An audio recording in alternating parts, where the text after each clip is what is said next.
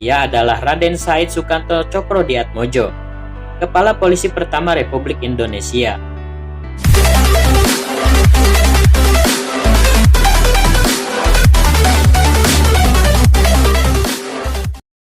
Halo sahabat Kepoin.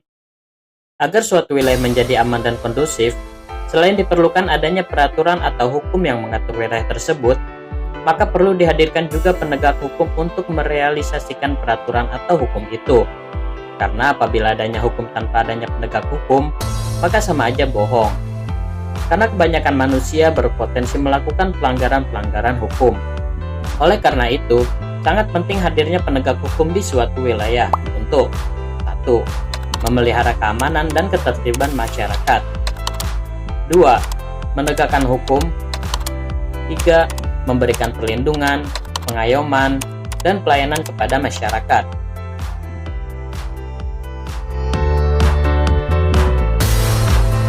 Salah satu yang termasuk dalam penegak hukum di negara Republik Indonesia ini dan langsung berhubungan dengan masyarakat adalah kepolisian. Berdiri pada tanggal 19 Agustus tahun 1945 oleh Panitia Persiapan Kemerdekaan Indonesia. Awalnya lembaga ini bernama Badan Kepolisian Negara atau BKN. Berada dalam lingkungan Kementerian Dalam Negeri yang hanya bertanggung jawab masalah administrasi, sedangkan masalah operasional bertanggung jawab kepada Jaksa Agung. Berdasarkan penetapan pemerintah nomor 11/S.D tahun 1946, kepolisian beralih status menjadi jawatan tersendiri di bawah langsung Perdana Menteri atau Presiden. Ketetapan pemerintah tersebut menjadikan kedudukan polisi setingkat dengan departemen dan kedudukan Kepala Kepolisian Negara Republik Indonesia atau Kapolri setingkat dengan menteri. Namun pada masa pemerintahan Orde Baru, Polri ditanamkan ke dalam Angkatan Bersenjata Republik Indonesia atau ABRI yang bergerak dalam pengaruh budaya militer. Militeristik begitu mengikat karena masa lebih dari 30 tahun kepolisian dibalut dengan budaya militer tersebut. Pada tahun 1998 setelah Orde Baru tumbang, tuntutan masyarakat begitu kuat dalam upaya membangun sebuah pemerintahan yang bersih dan berpihak pada masyarakat. Ditambah akibat penggabungan antara ABRI dan Polri menyebabkan kerancuan, tumbang tindih, dan penyimpangan peran serta fungsi keduanya. Akhirnya pada tanggal 18 Agustus tahun 2000, dikeluarkan TAP MPR nomor 4/MPR/2000 yang memutuskan pemisahan antara Kelembagaan Tentara Nasional Indonesia dan Kepolisian Republik Indonesia sesuai peran dan fungsi masing-masing.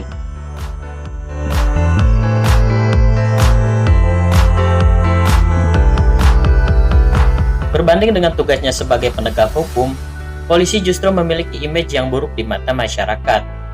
Uang sogok jika ingin masuk kepolisian, pungutan liar supir-supir truk, serta penyuapan adalah hal yang lumrah yang dirasakan masyarakat oleh para oknum kepolisian.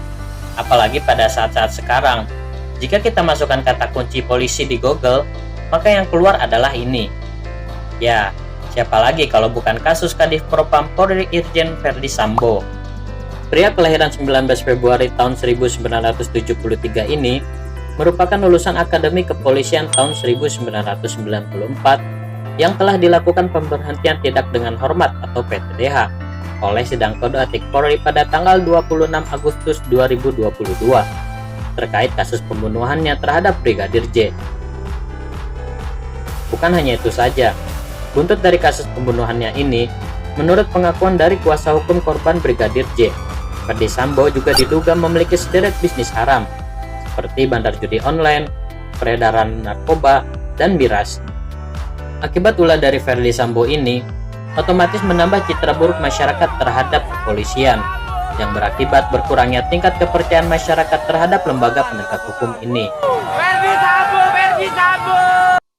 Polri harus kembali bebenah terhadap para anggota dan kinerjanya, agar mendapatkan kembali kepercayaan di mata masyarakat sebagai lembaga penegak hukum yang sesuai dengan peran dan fungsinya. Manusia adalah tempatnya salah dan benar. Istilah ini memang sangat tepat disematkan pada makhluk Tuhan yang paling sempurna ini. Karena yang selalu salah adalah setan, dan yang selalu benar adalah malaikat. Walaupun banyak oknum yang membuat citra kepolisian menjadi buruk, namun banyak juga polisi-polisi baik yang bekerja dengan profesional, sehingga mendapatkan apresiasi dari masyarakat. Mereka dapat mengayomi masyarakat, tidak pandang bulu siapa yang melanggar, dan tidak menyalahgunakan jabatannya sebagai aji mumpung untuk mendapatkan kekayaan. Salah satunya, dan yang paling populer di telinga masyarakat sebagai polisi jujur, karena dijadikan humor oleh mantan presiden keempat almarhum Gus Dur, yaitu Jenderal Hugeng. Beliau pernah menjadi kepala Kapolri kelima pada tahun 1968 hingga tahun 1971. Namun siapa sangka, di balik sosok Jenderal Hugeng yang dikenal sebagai polisi yang jujur ini, ada nama lain yang bahkan turut menginspirasinya. Ia adalah Raden Said Sukanto Cokroadiatmojo, Kepala Polisi pertama Republik Indonesia. Jenderal Hugeng mengagumi sosok Sukanto yang jujur dan sederhana. Beliau sampai berkata, "Tanpa Pak Kanto polisi sudah berantakan." Jenderal Sukanto adalah sosok di balik terbentuknya Akademi Polisi, Polisi Air, Polisi Udara, Polisi Lalu Lintas, dan Brimob. Beliau juga pernah mengirimkan perwira Polri dalam jumlah yang besar untuk belajar kepolisian di Amerika Serikat. Termasuk diantaranya adalah Hugeng Iman Santoso, Muhammad Hasan, Awaludin Yamin, Widodo Budidarmo, yang mana semuanya pernah menjadi Kapolri. Moto Polri, Tribata, dan Catur Prasetya juga adalah ciptaan beliau yang diresmikan pada tahun 1955 ketika beliau menjadi Kepala Kepolisian Negara atau KKN. Lahir dari pasangan Raden Martomi Harjo dan Kasmirah di Bogor pada tanggal 7 Juni tahun 1908. Jenderal Sukanto adalah anak sulung dari 6 bersaudara.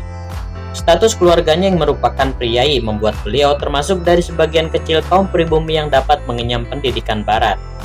Setelah lulus dari HBS, Jenderal Sukanto sempat kuliah di Sekolah Tinggi Hukum, Rechtshoogie School Batavia di Jakarta. Di Sekolah Tinggi Hukum tersebut, Jenderal Sukanto mulai memasuki dunia pergerakan. Salah satunya adalah Kepanduan Bangsa Indonesia atau Young Java. Di sanalah beliau berkenalan dengan tokoh-tokoh pergerakan nasional seperti Sartono dan Iwa Kusuma Sumantri. Mereka kemudian berteman akrab. Namun beliau tidak menamatkan kuliahnya karena kondisi keuangan ayahnya yang semakin sempit. Ketika Indonesia merdeka, kedua sahabatnya Iwa dan Sartono mengajaknya ke dalam sidang kabinet. Atas usulan mereka berdua, Presiden Soekarno menunjuknya menjadi Kepala Kepolisian Negara pada tanggal 29 September 1945. Ketika Jenderal Sukanto menjabat, saat itu Indonesia masih dalam revolusi. Beliau harus menghadapi situasi dalam negeri yang rumit akibat pergolakan berbagai aliran politik antar anak bangsa, sulitnya ekonomi, dan tingginya angka kriminalitas. Tugas pertama dari Presiden Soekarno saat itu adalah mengubah dari mental kepolisian kolonial menjadi kepolisian nasional. Oleh karena itu, beliau membangun Polri dari tingkat Mabes hingga Polsek. Sulitnya komunikasi antara pusat dan daerah menjadi kendala proses konsolidasi. Atas prakarsa dirinya pula, pembangunan gedung Mabes Polri yang berada di Jalan Turunojo diresmikan pada tahun 1952, yang hingga saat ini masih digunakan sebagai Mabes Polri. Saat itu gedung tersebut merupakan gedung dengan kerangka besi pertama di Indonesia.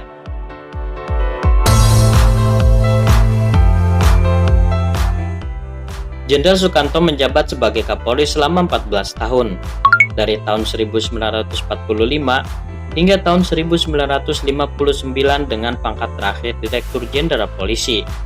Atas jasa-jasanya terhadap negara selama mengabdi, beliau mendapatkan banyak penghargaan atau tanda kehormatan. Tanggal 18 Mei 1961, mendapatkan penghargaan Satya Lencana Peringatan Pejuang Kemerdekaan, Satya Lencana Karya Bakti, Satya Lencana Jana Utama, dan Satya Lencana Karya Setia kelas 1.